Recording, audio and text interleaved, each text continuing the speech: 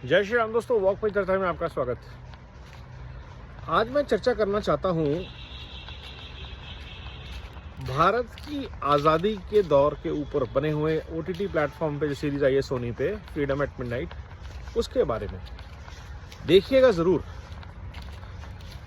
क्योंकि वहाँ आपको पता चलता है कि वो जो क्रिटिकल 2 साल थे वो कहाँ से रास्ता बना उन 2 सालों का, क्यों जिन्ना ने पाकिस्तान मांगा, क्यों कांग्रेस, नेहरू और गांधी जी ने वो पाकिस्तान के लिए राजी हुए, और क्या क्या सरकमस्टांसेस थे, क्या बेवकूफ़ियाँ हमारे नेताओं द्वारा की गई, कांग्रेस द्वारा की गई, जिसका खामियाजा हम आज तक भुगत रहे हैं।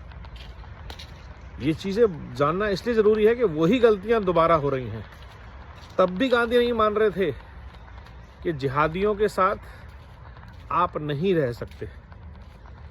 आज भी गांधी नहीं मान रहा है कि जिहादियों के साथ आप नहीं रह सकते।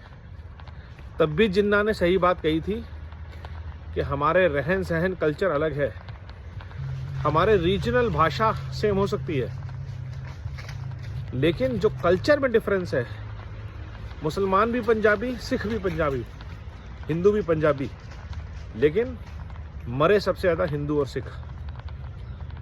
बंगाली ही हिंदू, मुसलमान भी हिंदू बंगाली, मरे सबसे ज़्यादा हिंदू बिहार।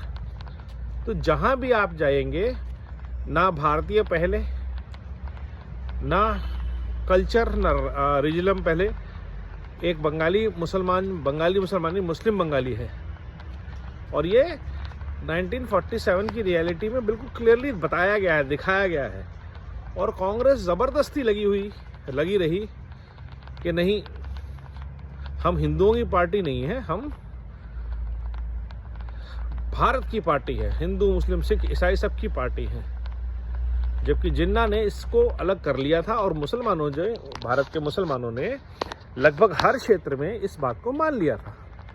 तो फिर जब पाकिस्तान बन गया था तो भारत को इज्जत के साथ सारे मुसलमानों को पाकिस्तान भेज देना चाहिए था, लेकिन ऐसा नहीं हुआ। उसका नतीजा ये है कि जो मुस्लिम लीग की राजनीति थी वो भारत में ही रह गई। आज भी अगर आप वो सीरीज देखेंगे तो आज भी वही बातें ओवैसी कर रहे हैं, वही बातें कांग्रेस कर रही है दोबारा।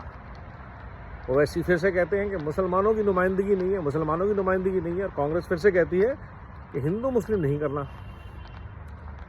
फॉर्चुनेटली आज गेम में बीजेपी है, जो एटलीस्ट सनातनियों के लिए खड़ी है, हिंदुओं के लिए खड़ी है, सिखों के लिए खड़ी है, जैन बुद्धों के लिए खड़ी है, भारत के लिए खड़ी है, भारत के संस्कृति संस्कार के लिए खड़ी है। लेकिन अनफॉर्चुनेटली 1947 में भाजपा नहीं थी, तो पार्टीशन हो गया और खून खराबा हुआ। पार्टीशन शायद तब भी होता या शायद नहीं होता, लेकिन खून खराबा इतना नहीं होता, क्योंकि उस खून खराबा को इंस्टिगेट किया कौन गया जिन्ना द्वारा, कांग्रेस को सबक सिखाने के लिए, नेहरू और गांधी को सबक सिखाने के लिए। तो ये जो नेहरू और गांधी जी की पॉलिसी थी कि कांग्रेस पे हमारा एक छत्र राज रहे, हम ही मुसलमानों की आवाज़ रहे, और कोई मुस्लिम नेता को हम आगे ना आने दें, और कहने के लिए तो हिंदू मुस्लिम भाई भाई, लेकिन मुसलमानों के नाम पे मौलाना अबुल कलाम आज़ाद।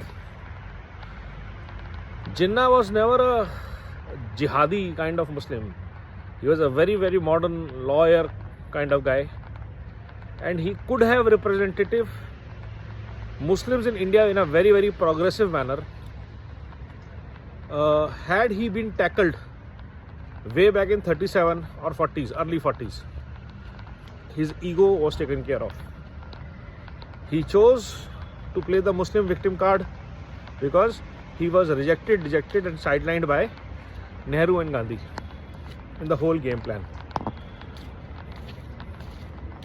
तो ये चीज़ें से हमें समझना पड़ेगा कि देश के साथ आज़ादी के टाइम पे क्या गेम खेला गया और उसका नतीजा क्या हुआ, ताकि वो गेम दोबारा भारत के साथ में खेल सके। ना कांग्रेस, ना उसके साथ में लड़ रही लीगी पार्टियां, चाहे वो लेफ़्ट लीग हो, चाहे वो मुस्लिम लीग हो, चाहे वो अवामी लीग हो, चाहे वो नेशनल फ्रंट हो, नेशनल कॉन्फ्रेंस हो, तो ऐसे जो भी मुस्लिम वोट बैंक वाली पार्टीज़ हैं और कांग्रेस के एलाई बन के लड़ रहे हैं, वो समझ जाइए वो जिन्ना ही हैं।